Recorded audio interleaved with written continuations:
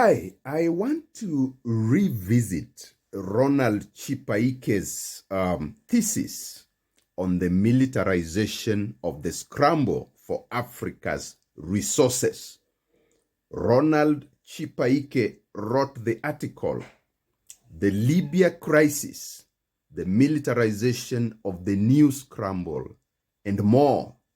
This article was published in the International Journal of Humanities and Social Sciences in 2012. Of course, you remember that Gaddafi was assassinated by NATO and the West in 2011. So this is one of the articles which really critically assessed what really happened and what were the motives, not only for NATO, but also for the United Nations Security Council.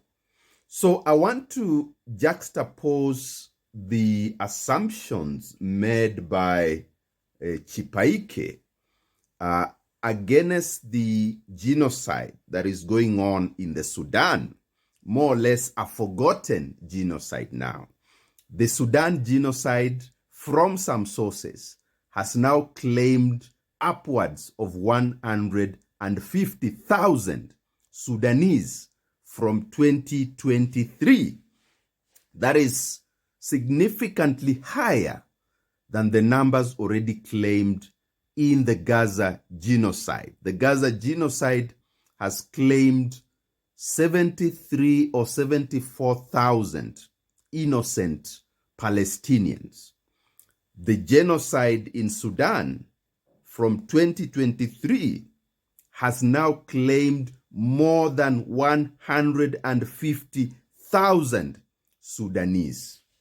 Now, there are parallels between these situations, of course.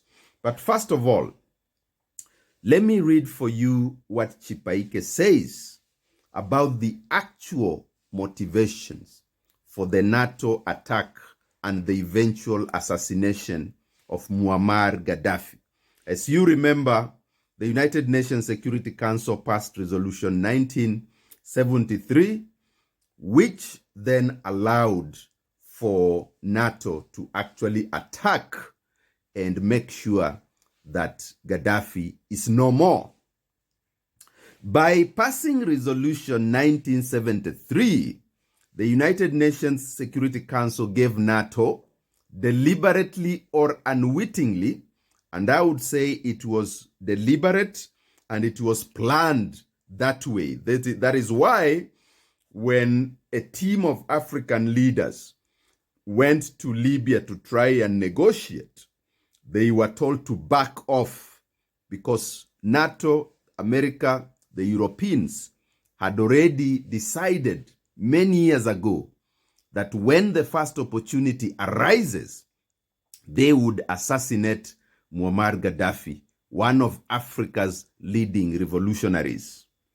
So Chipaike goes on to say that the United Nations Security Council gave NATO, deliberately or unwittingly, the right to aid rebels in their fight against Gaddafi under the responsibility to protect Fassad. However, the real ambitions of NATO were not simply protecting civilians from Gaddafi's rule, but to lay their hands on Libya's oil, which they have already done, and to get profitable reconstruction contracts. Implicit in all this supposed benevolence is disaster capitalism, or we can also call it gangster capitalism, spreading its tentacles to Africa and a militarization of the new scramble for Africa's resources.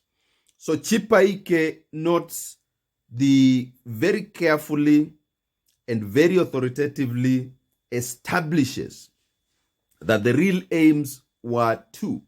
One, to get their hands on Libya's oil, because just before they killed Muammar Gaddafi, they had reached some kind of rapprochement that meant that Western oil companies already had concessions to Libya's oil. But remember, the white power wanted to discipline Gaddafi. White power also wanted to show the rest of Africa what would happen if they were to take the same stance, the same revolutionary stance that was taken by Gaddafi since the Libyan revolution.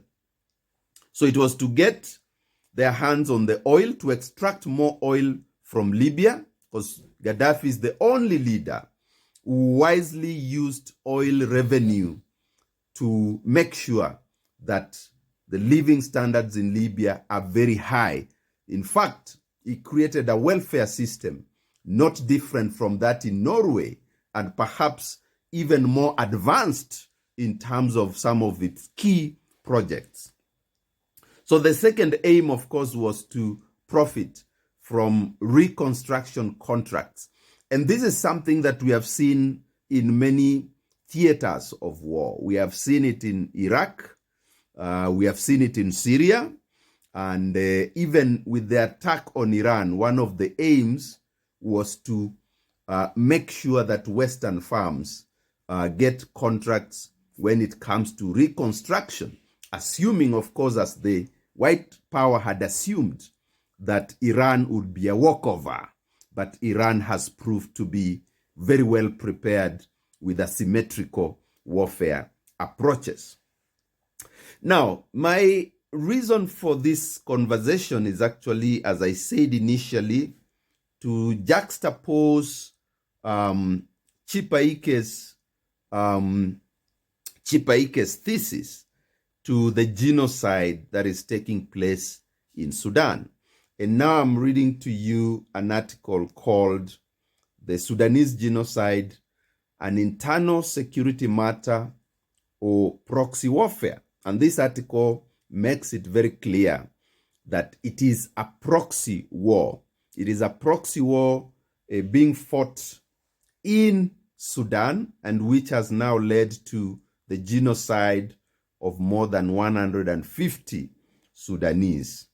The war itself pits the Rapid Support Forces, RSF, and the Sudanese Armed Forces. So, of course, the UAE is the key supporter of the RSF.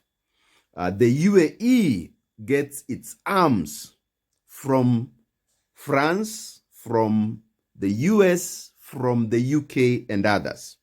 So whereas it is the UAE that is directly involved in supporting and funding this genocide, it is actually also doing it on behalf of others.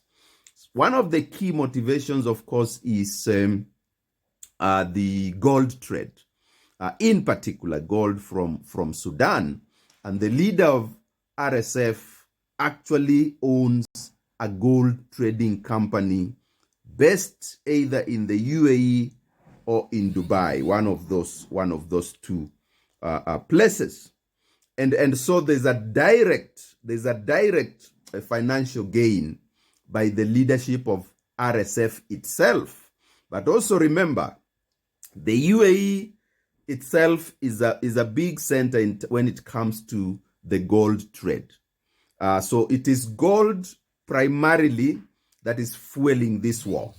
But the UAE has also invested heavily in Sudan from the time of the Darfur conflict. The UAE has been investing in Sudan. A part of the land grab in Sudan, the UAE has actually bought a lot of land in the Sudan to ensure its own food security. So this genocide is being driven by the militarization of the scramble for African resources. And you can see that practically in terms of the gold trade, but also in the land grabs. So those are the two key dynamics that are fueling this war, that is also supported by arms from the USA, the UK, as well as France. Those are the people causing this genocide.